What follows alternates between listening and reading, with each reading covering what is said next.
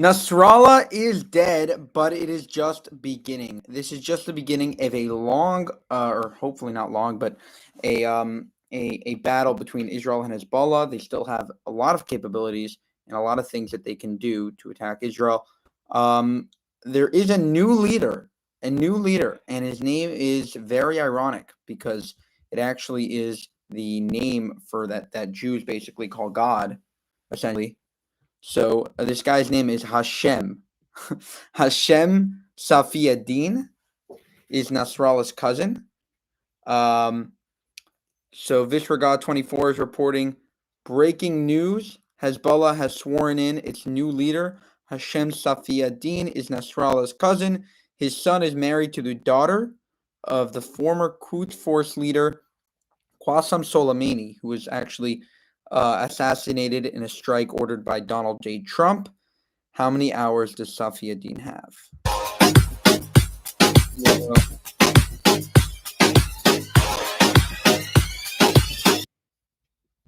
Hold on.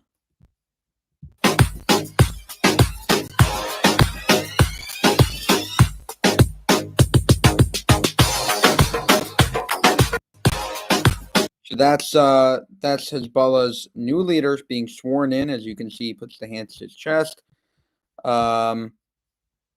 It's pretty interesting the way that he was. His name is Hashem. Obviously, it's pretty funny. How long until Hashem Almighty smites him? So people are making fun of the name. It's pretty quick that they got. I'm assuming that, Hezbollah. Iran had a lot to do with it, getting it up that quickly, because they understood that you need to have communication, you need to have direct, you need to have someone in control, obviously. Now let's watch this propaganda video by Israel, actually, which is very interesting.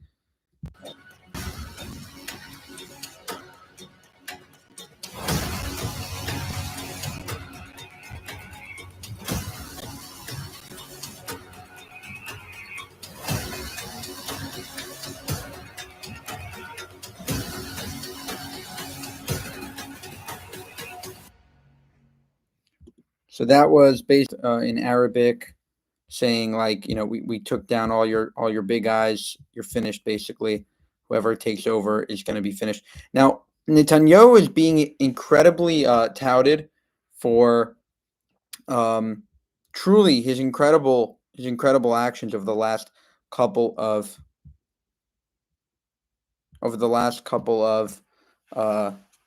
basically.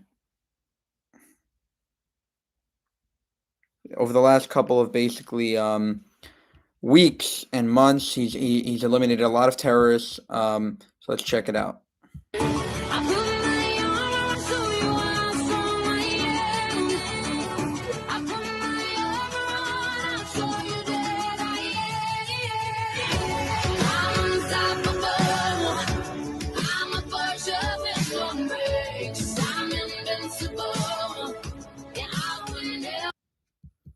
So that's Netanyahu with security.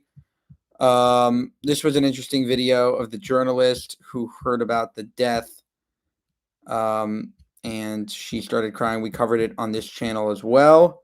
This was channel 12 celebrating, channel 14 celebrating the news in Israel. There were Syrians celebrating.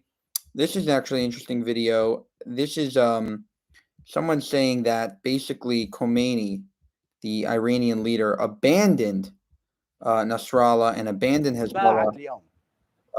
حتى أقول لك اجمع شملك وعهد عهدك واكتب وصيتك فمن اشتراك باعك اليوم ولو تعلم ماذا قالت إيران عنك وماذا أوصلت من معلومات وماذا أرادت مقابل رأسك لانقلبت المعادلة. طيب. ولكن من الليلة اعلم بأنك أنت أصبحت اليوم الهدف الأول. لذلك اكتب وصيتك، وهذا ليس تهديد، اكتب وصيتك. ونحن اليوم نتكلم بجدية. وسننتظر وسنرى كل المنامات والأحلام التي رأيتها بأنك ستدخل للقدس. انظر من قالها لك ومن خدعك حتى أقول لك. And that Khomeini deceived Hezbollah's leader, and now Hezbollah is firing back on Haifa. I saw people talking about there are a lot of missile attacks. Yemeni Houthis have stupid. You saw what Israel did to Hezbollah in Lebanon. Okay, so Israel took out, did a lot of strikes on Yemen as well. So everyone's fighting everyone. Israel's in a 7-front war. They're backed by, you have the Houthis, you have, Palestinian is just like the Palestinian Authority in the West Bank. You have Hamas in the West Bank. You have Hamas in Gaza. You have, obviously Iran. You have Turkey, Syria. All these, different fronts. Hezbollah. أقسم بالله إن الحر الكاوي باقي عندنا على خلاص انتهى اليمن الله عندما. So Dr. Eli David is saying, "Hi Yemeni Houthis, how stupid can you be? You saw what Israel did to Hezbollah in Lebanon. You should remain silent and play dead. This is certainly not the time to fire a ballistic missile in Tel Aviv. This is what you get, idiots." There was an interesting post by Jared Kushner, who is the son-in-law of Donald Trump and incredibly pro-Israel. And he talked about what exactly went on September 27th when they took out Hassan Nasrallah. And I wanted to go through this tweet and basically bring you what he was trying to say. September 27th is the most important day in the Middle East since the Abraham Accords breakthrough. I've spent countless hours studying Hezbollah, and there's not an expert on earth who thought that what Israel had done to decapitate and degrade them was possible. This is significant because Iran is now fully exposed. The reason why their nuclear facilities have not been destroyed, despite weak air defense systems, is because Hezbollah has been a loaded gun pointed at Israel. Iran spent the last 40 years building this capability as its deterrent. So that was the main thing that he said. Basically that Israel could have taken out Hezbollah's nuclear facilities, Iran's nuclear facilities, but they didn't because they have this loaded gun, Hezbollah, right on their border, threatening to, wreak havoc on their civilization. You could totally destroy the whole Israel, God forbid. President Trump would often say Iran has never won a war but never lost a negotiation. The Islamic Republic's regime is much tougher when risking Hamas, Hezbollah, Syrian, and Houthi lives than when risking their own. Their foolish efforts to assassinate President Trump and hack his campaign reek of desperation and are hardening a large coalition against them. Iranian leadership is stuck in the old Middle East, while their neighbors in the GCC are springing toward the future by investing in their population and infrastructure. They are becoming dynamic magnets for talent and investment, while Iran falls further behind. As the Iranian proxies and the threats dissipate, regional security and prosperity will rise for Christians, Muslims, and Jews alike. Israel now finds itself with the threat from Gaza mostly neutralized, and the opportunity to neutralize Hezbollah in the north. It's unfortunate how we got here, but maybe there can be a silver lining in the end. Anyone who has been calling for a ceasefire in the north is wrong. There is no going back for Israel. They cannot afford not to finish the job now and completely dismantle the arsenal that has been aimed at them. They will never get another chance. This is very true. I completely agree with everything he's saying. He continues, after the brilliant rapid-fire tactical successes of the pagers and radios targeting of a leadership, Hezbollah's massive weapons cache is unguarded and unmanned. Most of Hezbollah's fighters are hiding in their tunnels. Anyone still around was not important enough to carry a pager or be invited to a leadership meeting. Iran is reeling, as well as insecure and unsure how deeply its own intelligence has been penetrated. Failing to take full advantage of this opportunity to neutralize the threat is irresponsible. That's why he's saying that Israel has to finish off Hezbollah. I've been hearing some amazing stories about how Israel has been collecting intelligence over the last 10 months with some brilliant technology and crowdsourcing initiatives. But today, with the confirmed killing of Nasrallah and at least 16 top commanders eliminated in just 9 days, was the first day I started thinking about a Middle East without Iran's fully loaded arsenal aimed at Israel. So many more positive outcomes are possible. The right move now for America would tell Israel to finish the job. It's long overdue, and it's not only Israel's fight. More than 40 years ago, Hezbollah killed 241 U.S. military personnel, including 220 Marines. That remains the single deadliest day for the U.S. Marine Corps since the Battle of Iwo Jima.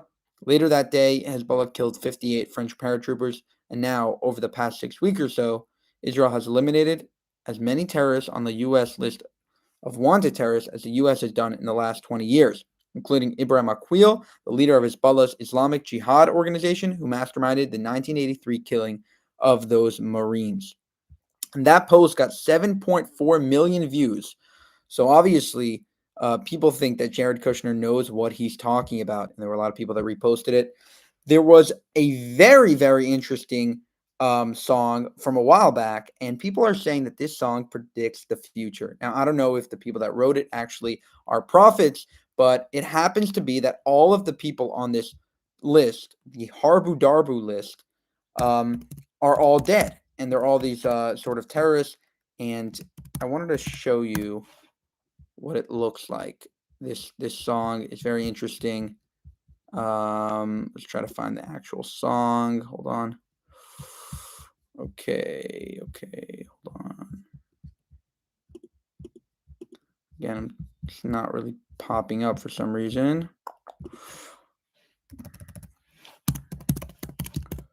Get it up in a second.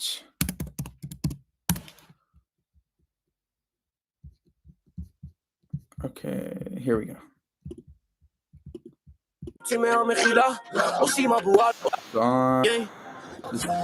חבורת עכברים פאקרים יוצאים מהמחילה עושים עבורה להיות המבונים וואלה מי תהיה מחילה על מי אתה חושב שאתה בעל פה צועק פלסטין בחינה? כפי יבני עמלק חבלה שמאל ימין שמאל איך כל המדינה מגליל עד אילת לוחמים לוחמות טוב לבן ובקלף קרקל ברדלס הבאנו את כל הצבא עליכם ונשבע לא תהיה מחילה כפי יבני עמלק כל היחידות מוכנות גולני נחלאווי שריון הם הורגים עדים חיל הים חיל האוויר תותחנים צנחנים כל היחידות בצה"ל במוד לך בודרבו על הראשך גולני נחלאווי שריון הם הורגים עדים כל הלוחמות באוויר על הזי סוף וקציר כל היחידות בצה"ל באים לך בודרבו על הראש שלהם אבל אתה תחת כי זה חיל האוויר מרגישים את התל אביב כל הבנות דופקות לחיילים ובתים וגם הוא בחדשות פתאום נראה לי חתיך הם צועקים עליי חינם פלסטין אבל משום מה זה נשמע לי כמו מבצע לחגים חצי דקה וכל המדינה במדים במילואים בסדיר כולם Okay, so the song itself doesn't predict it, but towards the end they have this sort of list where they list all the people that need to get repaid by Israel and feel pain. So let's check it out. כל מי שרצח כל קלפי ג'ומו, הסתברה קלפי ג'ומו, שמעת כל קלפי ג'ומו, נסראללה כל קלפי ג'ומו, מוחמד אף כל קלפי ג'ומו, עניה כל קלפי ג'ומו, אבו בקלאווה כל קלפי ג'ומו, ולאכל ביטו הליפה מהקליפה כל קלפי ג'ומו, כל היחידות בצה"ל באים לך אבו דרבו על הראש שלהם, וואי וואי. So you saw that Nasrallah, Death, Hania, they listed all of the terrorists that are now dead. Those people are all now dead. And that's why people are saying that it's sort of a prophetic song, and very interesting to watch. Now, there was one video of Naftali Bennett a few hours ago, actually, went on Fox News and broke down the whole situation. So I wanted to play the full thing for you guys to check out. Naftali Bennett is here, standing by, talk about the situation, the conflict, and what to do about Iran. But first, let's go to Mike Tobin. He's live in Haifa, Israel, with the very latest on the ground. Hi, Mike. And Eric, in the last couple of minutes, there's been combat over the north of Israel. A couple of drones fired out of Lebanon made it to the town of Akko, which you can see just over my right shoulder. Those drones were intercepted from an Israeli warship. Also, Israel says a combat helicopter took out at least one of those drones. Meantime, Israel is not letting up on the pressure. The IDF has confirmed strikes in Yemen at the port of Hodeida, as well as the town of Ras Issa and a power plant. And this follows 2 days in which Israel was the target of ballistic missiles fired out of Yemen. Those missiles were intercepted. They were aimed at central Israel, but no one was injured. Now, in both cases, those missiles were taken out. Israel hit that port back in July the 20th in response to a drone that struck Tel Aviv, killing one. Now, a day after confirmation, referring to the back and forth between Israel and Hezbollah, another Iran proxy. That Hassan Nasrallah had been killed. Nasrallah's body has been pulled from the rubble, and the IDF says 20 Hezbollah operatives were killed alongside him. He was hit in a suburb of Beirut, where Hezbollah built its command and control structures. In that same neighborhood, Israel says today that Hezbollah Executive Council member Nabil Kaouk was assassinated. Now, with the threat of a ground invasion, Israel has called up some 2 brigades of reservists. Also, armored personnel carriers and tanks have been moved from Gaza to the Lebanese border. While attention's focused on the north, combat continues in the Gaza Strip. Israel's 5th Brigade and combat engineers located and destroyed a tunnel about a kilometer long in central Gaza. It was complete with rooms for long stays underground. Engineers rigged it with explosives and blew it up. Given the threat that Iran could join the fight or expand the conflict at any time, the Pentagon says today that the USS Abraham Lincoln Carrier Strike Group, as well as the USS Wasp Amphibious Ready Group, with their complement of personnel and weapons, will remain in the region for a longer time. Eric? All right, Mike and Haifa. Mike Coben, thank you. Ortho? So here comes Naftali Bennett, going to talk about the recent situation with Hezbollah's leader. All right, Mike and Eric, for more on this now, let's bring in former Israeli Prime Minister Naftali Bennett. Mr. Bennett, thank you very much for joining us here. First of all, Iran says this represents a serious escalation and changes the rules of the game. So do you anticipate a consequential response from Iran, or did Israel send a strong message to Iran to stop while you can? Well, our actions send the message. I think what we've seen over the past few hours is that Israel's iron fist can reach anywhere in the Middle East. And I think the mullahs in Tehran see it. And I think they're now understanding that if you mess with the Jewish state, we hit back powerfully, and we will no longer tolerate anyone who's threatening our people. Okay, meanwhile, Nasrallah is dead. So I ask you, can a decapitated Hezbollah still wage a formidable fight? Also, is another IDF ground incursion in Lebanon imminent, or is there a diplomatic off-ramp? Well, I want to clarify what our objective is. Our objective is not only a ceasefire, only for Hezbollah to recuperate. Right now, Hezbollah is temporarily paralyzed, almost paralyzed. We hit them bad. We killed their CEO, Nasrallah. We killed their board of directors. We killed their executive management. And whoever conducted the pager attack also took out much of their mid-level management. So right now, Hezbollah is in shambles, but that is temporary. What he's referring to is that anyone that had a pager, essentially, anyone that had a pager was important, and those who didn't have a pager are still around, but they weren't that important. So they took out their entire level official, and you can see that in this photo. We let up, then they will ultimately be able to recover and threaten our northern citizens again. I want to point out, for the past 35 years, they've been making our lives hell. They've killed scores of Israelis. They killed my best friend. Over the past year, they killed dozens of Israelis, including 12 children playing soccer. So what we need to set as an objective is to permanently remove the threat of Hezbollah in the north. So does that mean a ground incursion is going to be a part of that maneuver? That's a possibility. There's a couple of ways to achieve it. I trust that the IDF knows how to get that done. Okay, we'll move on. We're 8 days from the horrific Hamas terror attack in Israel, the day Iran tried to stop normalization between Israel. Talking about a year later. Israel and Saudi Arabia. Now, this morning, Republican Senator Lindsey Graham had a message about this. Let's listen. To my friends in Israel, to my friends in Saudi Arabia, Bibi gave a great speech about the benefits of the deal. I've gone over since last April 7 times trying to help this administration normalize between Saudi Arabia and Israel. Do not give up. Do not let Iran win. Do the deal. So I ask you, is a deal to end the Arab-Israel conflict going to get done? I hope so. I think that sort of deal where we create an alliance of the positive countries and the moderate countries in the region, the Saudis, the Emirates, Bahrain, Egypt, etc., in order to fight and repel the horrible axis of evil of Iran, Hezbollah, Hamas. And I think that now with Israel on the offensive, we need to set a very clear goal.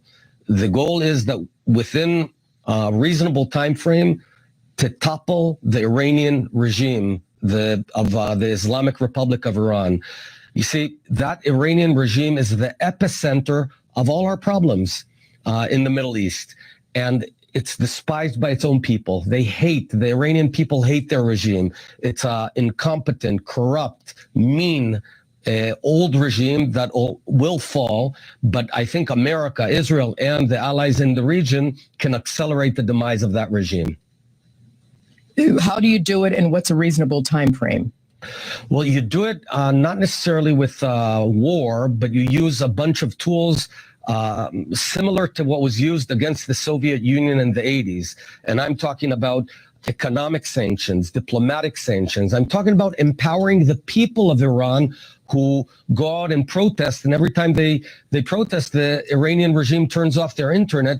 We can take care of turning it back on. There's a lot of things that we can do to empower the Iranian people. Yeah, I think that Trump was great with this, and that's why we need Trump back in the White House, and that's why I think Iran is waiting to respond in a big way, because they're waiting for either Kamala Harris or for it to be Donald Trump in the White House. To overthrow their regime. And I want to make one more point. Over the past 30 years, and especially the past year after October 7th, our enemies thought that Israel has lost it, that the Israelis are weak, exhausted, sacrifice anymore, that we've lost our edge. And I'm here to say very clearly, Israel is a nation of lions. Our people, thousands of people drove down on October 7th to defend brothers and sisters, and many of them lost their lives. The state of Israel has shown that we are willing to sacrifice. We are willing to fight for freedom.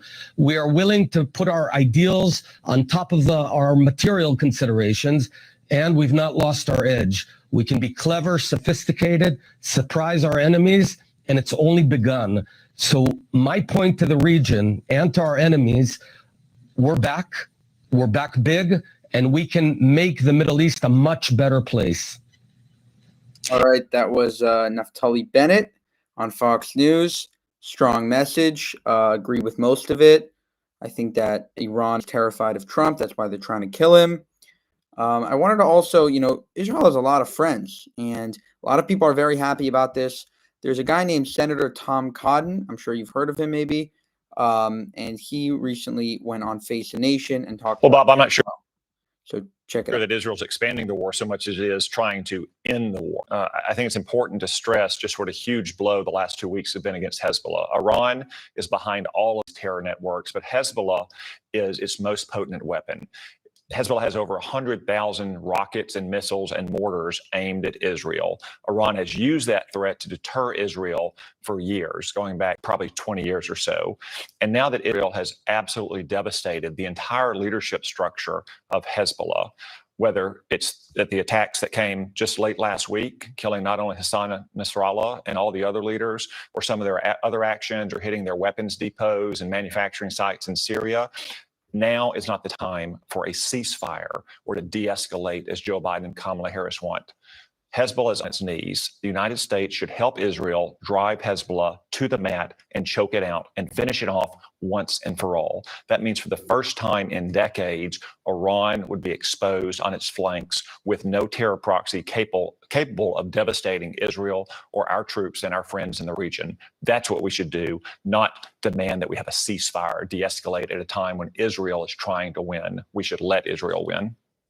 Well, Bob, I'm not. That 100%, I agree with that. And I think that a lot of people don't understand. So what Israel did was three-pronged approach. What they did first was they attacked the beepers, right?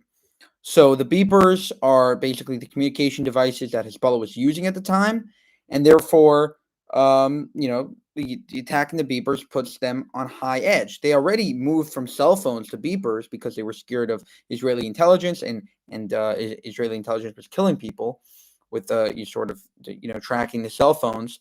And then they move to beepers and they blow up the beepers. Then they host the funeral with walkie-talkies because you can't use beepers, can't use cell phones, got to use walkie-talkies. So they use walkie-talkies. Walkie-talkies explode, at the funeral. Boom. So then, now what are they going to do? Okay, so now they have to meet in person. So that's why you saw Ibrahim Akil last week and this week Hassan Nasrallah. They're dead because they had to meet in person, because they had to gather a bunch of top Hezbollah officials and basically and say, okay, we can't really do anything. We basically we have to convey messages in person. And then Israel blew up, killed Hassan Nasrallah, killed Ibrahim Akil, killed, a bunch of other top high-ranking officials, and took out the entire Hezbollah leadership. So right now you're thinking as Hezbollah, I can't communicate. I don't really have any upper leadership. They have no communication. There's no up and down. There's just, firing rockets. Just that's their only hope. So now Israel has to go in and just knock them out. Now they did appoint a new guy, Hashem, and this is actually the topic of this live stream. Hashem, and there isn't a lot of information about him. You could go to the beginning of the live stream to check it out. But essentially, this guy Hashem is a relatively, obviously an evil leader. He's the cousin of Qasem Soleimani, the guy that Trump killed. And someone's saying he's Nasrallah's cousin. I don't know about that. Anyway, there was, more strikes on Yemen. Yemen is being a little bit of a thorn on our side. And Emily Schrader reported Emily in Tel Aviv. So let's check.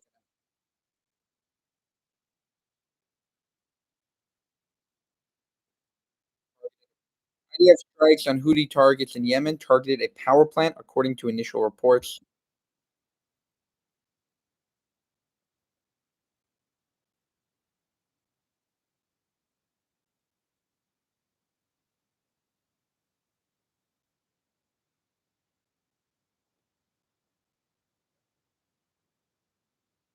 Right, so while I was watching this, I noticed this headline over Hezbollah misses target Haifa. So what does that mean?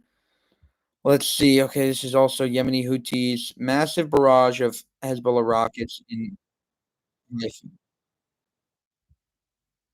Cheryl E. wrote, sirens are blaring across Haifa again. It's going to be another interesting night. Off to the shelter, the basement with the kids. Be back real soon. And that's something that people don't understand. Israel is dealing with, for the last its whole existence, rockets firing at them. And although they have the Iron Dome, you can't have a normal life when you're constantly thinking about, okay, you have rockets here and rockets there. And, Jews are trying to make it work, but it's incredibly hard. And that's why it's very hard to live in Israel when you constantly have things thrown at you.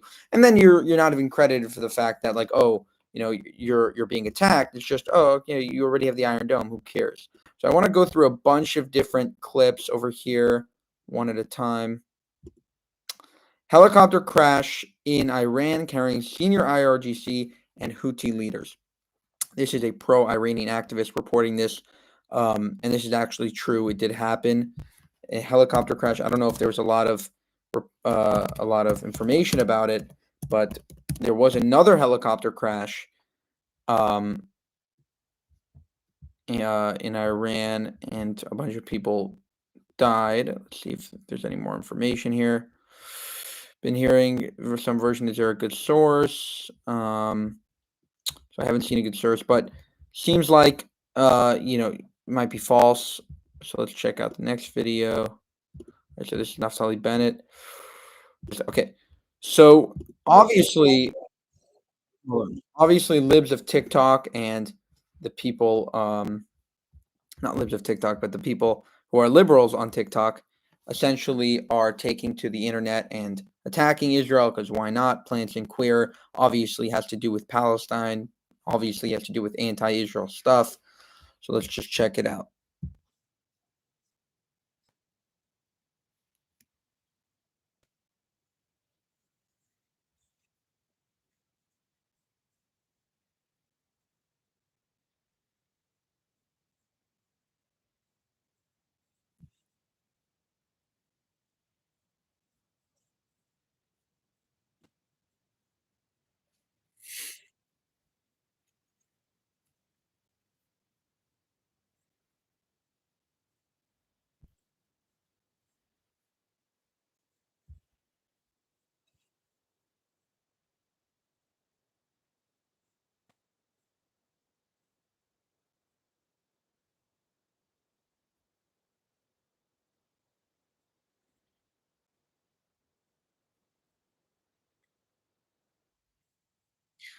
I mean, it has nothing to do with the hostages, but it does have to do with the fact that Israelis are around 60,000 Israelis are uprooted from their homes, and a rocket barrage fire is raining down upon Israelis, innocent civilians.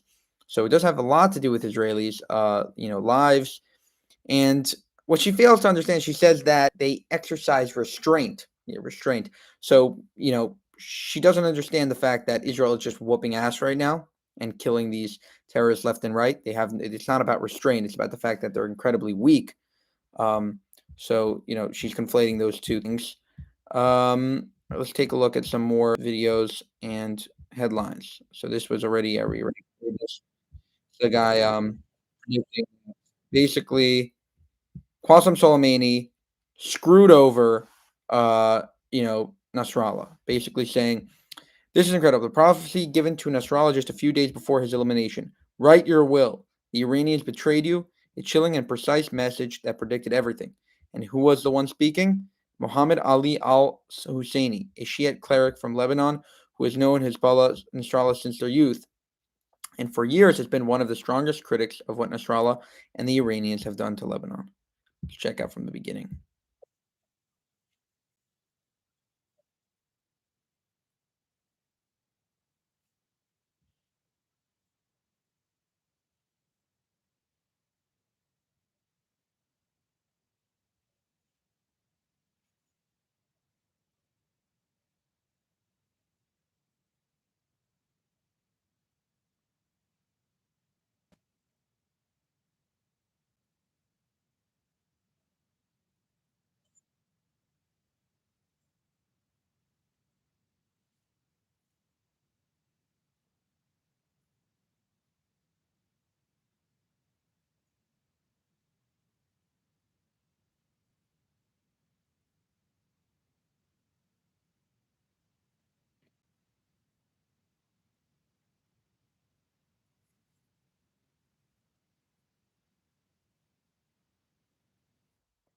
So he's saying, again, Khomeini deceived Nasrallah and basically tricked him into attacking Israel and doing his bidding for him, which might have some truth to it. I'm not exactly sure, but definitely the last part is very interesting. And then obviously the story of the whole Nasrallah was the reactions. The insane reaction from this journalist in particular was incredibly, incredibly widely disseminated, and it's worth watching twice.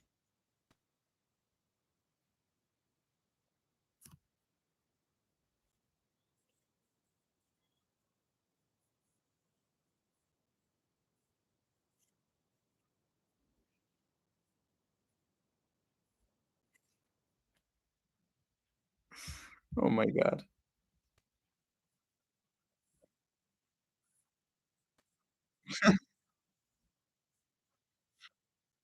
Oh my God. So she heard about Nasrallah's death and instantly broke out in tears. Unbelievable.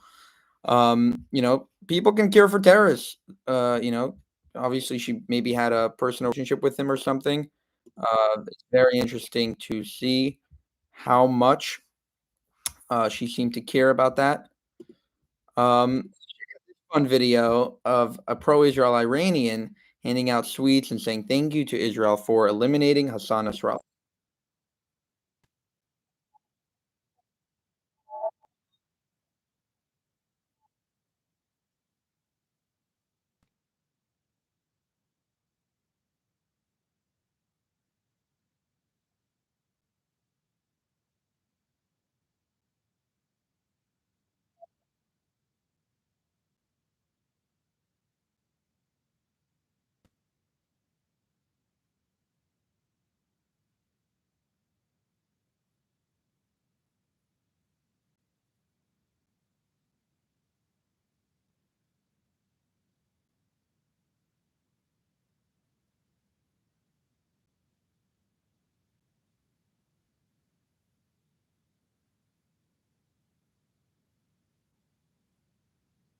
All right, very interesting. A lot of pro-Israel Iranians, a lot of pro-Israel Syrians, and a lot of pro-Israel Israel celebrating today.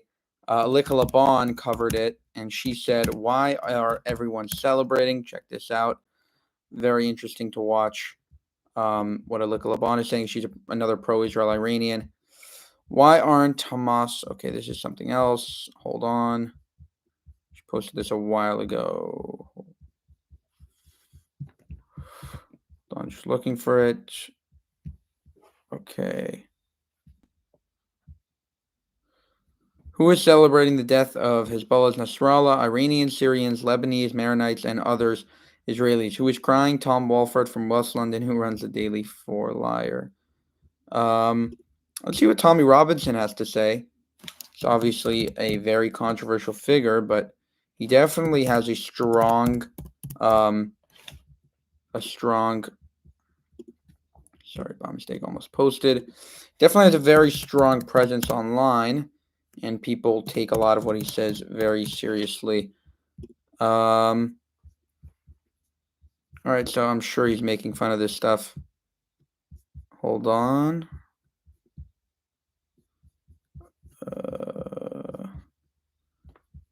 Despite the weather, from Early State France.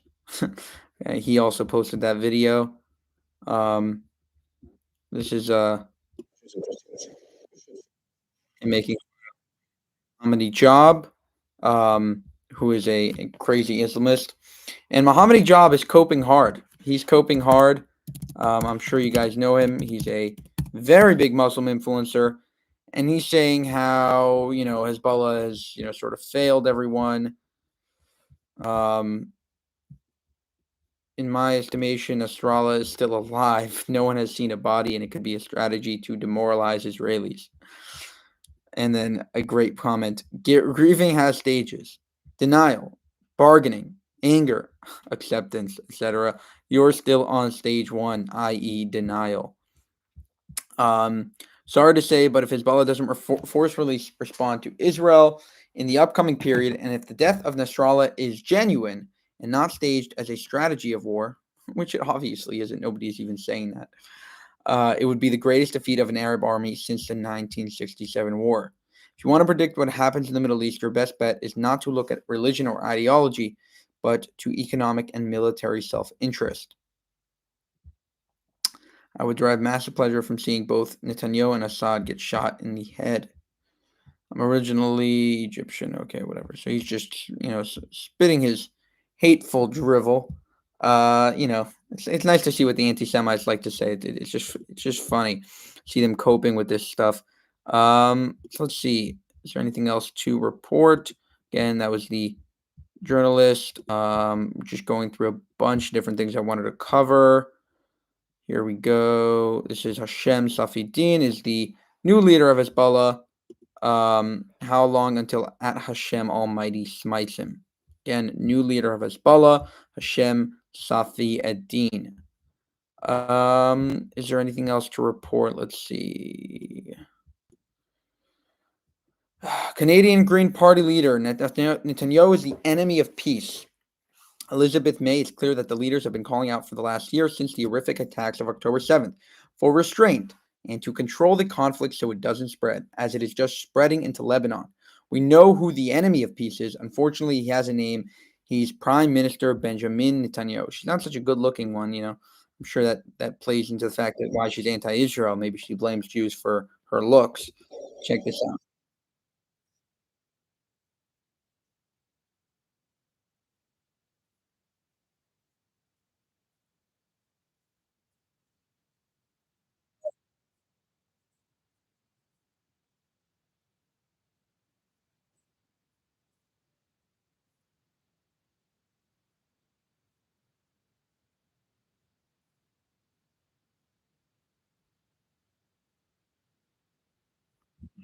That's so ridiculous. I mean, why is Canada talking about Israel consistently? Like we don't need your help. We don't need your support.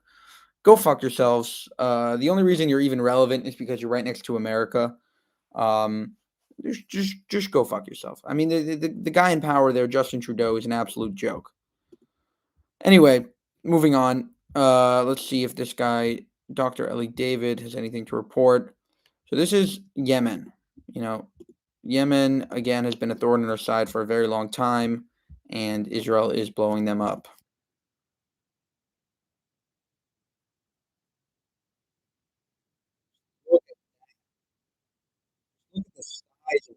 explosion.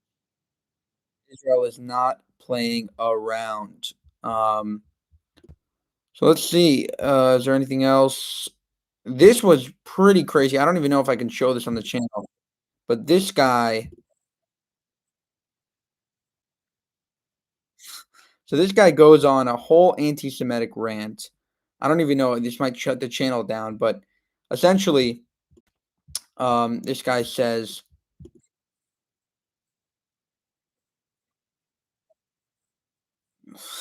So he goes, F you, Jew, F you, basically, H word should have wiped you out off the planet. He goes on a whole anti-Semitic crazy rant. This is in Canada. Unbelievable that these anti-Semites are incredibly bold today. I can't even show the whole video, but it's definitely not worth watching because it's disgusting. Okay, so this was very interesting, actually, this video here. This is a video of right after hearing about Nasrallah's death. This is Beirut Airport, and watch what happens.